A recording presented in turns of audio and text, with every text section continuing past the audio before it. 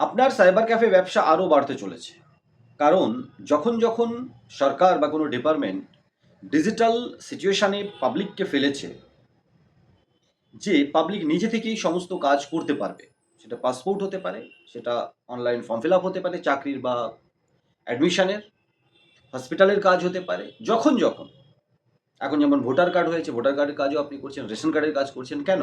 কারণ direct citizen করতে পারবে 20%, 10%-এর কোনো দরকার নেই, ডকুমেন্টস ছাড়াই তারা ঘুরে বেড়ায়।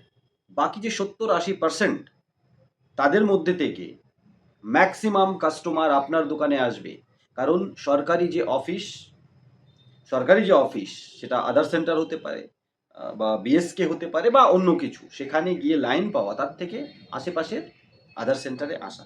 যেমনটা যারা আপনারা এপিএস সিএসপি নিয়ে কাজ করেন, ব্যাংকে যাওয়ার থেকে আপনার ওখানে গিয়ে 5-10 টাকা চার্জ দিয়ে টাকা তোলা বা টাকা জমা বা বিল পেমেন্ট করে দেওয়াটাকে শ্রেয় মনে করে সাধারণ মানুষ। কেন? 2 ঘন্টা লাইন দেওয়ার থেকে ওই 2 ঘন্টায় তার থেকে বেশি ইনকাম করে নেবো এই কাস্টমার। আইএনডি টেক জোনে অবশ্যই নজর রাখবেন। আমরা ওখানে ব্যাংকিং ফিনটেক নিয়ে প্রচুর ভিডিও নিয়ে আসি।